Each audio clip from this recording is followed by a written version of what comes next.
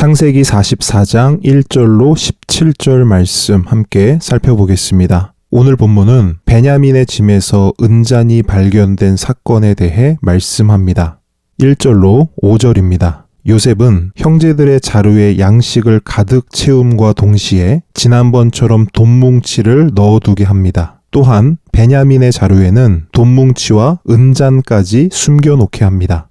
여기서 말하는 은잔은 고대 이집트와 근동에서 사용되던 점술용 은잔으로서 국가의 대사를 위해 사용되던 대단히 중요한 물건입니다.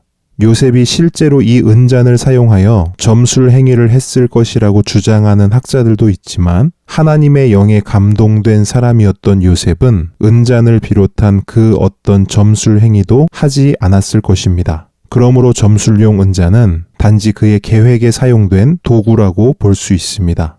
이렇듯 이 모든 것은 형들을 테스트하기 위한 요셉의 치밀한 계획이었습니다. 아버지의 사랑을 독차지하던 베냐민이 곤경에 처하게 됐을 때 형들이 어떻게 반응하는지를 보기 위해 계획한 것입니다. 자신을 버렸던 것처럼 베냐민도 버릴지 아니면 자신들을 희생하면서까지 베냐민을 살릴지 요셉은 직접 확인하기를 원했습니다. 아침이 밝았고 형제들은 너무나 기쁜 마음으로 기상했습니다. 모든 혐의가 벗겨졌고 시므온과 베냐민도 무사하며 넉넉한 양의 식량도 확보했기 때문입니다. 이제 그들은 고향으로 안전하게 돌아가기만 하면 됩니다. 6절로 13절입니다. 형제들은 애굽 총리의 극진한 대접을 받고 행복과 기쁨에 젖어 귀향하고 있던 중이었습니다. 그런데 그들의 행복과 기쁨이 산산조각 나버렸습니다. 그들을 뒤쫓아온 요셉의 청지기에게 배은망덕한 절도범으로 체포되었기 때문입니다.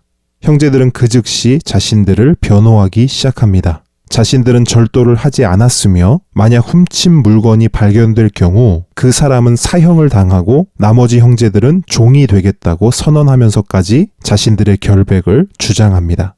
이에 청지기는 그들의 나이 서열대로 짐을 뒤지기 시작합니다. 그리고 막내 베냐민의 자루에서 은잔이 발견됩니다.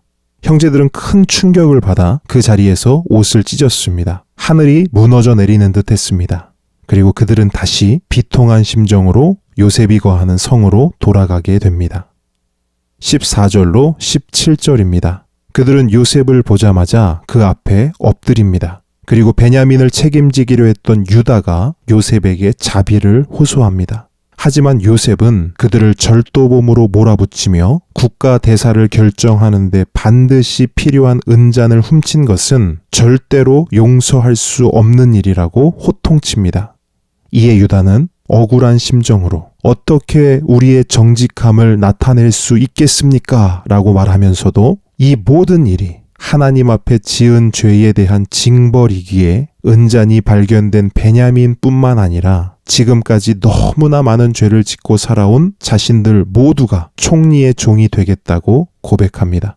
이 고백이 놀라운 것은 평생 처음으로 형제들이 하나가 되었음을 보여주는 고백인 동시에 더 이상 자신들의 죄를 다른 형제 한 사람에게 미루거나 씌우지 않고 함께 그 죄에 대한 징계를 받겠다는 공동체적 고백이기 때문입니다.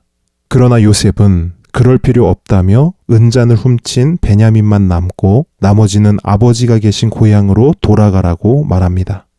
오늘의 묵상 질문입니다. 요셉은 형제들을 테스트하기 원했고 그 테스트의 결과는 분명하게 드러났습니다.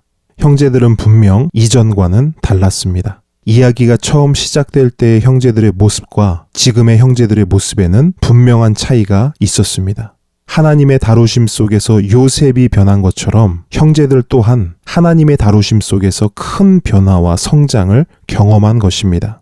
그렇다면 오늘 본문은 형제들의 변화와 성장을 어떻게 기록하고 있습니까? 또한 그것을 우리의 삶에는 어떻게 적용할 수 있을까요? 오늘 본문 16절 말씀을 참고하시기 바랍니다.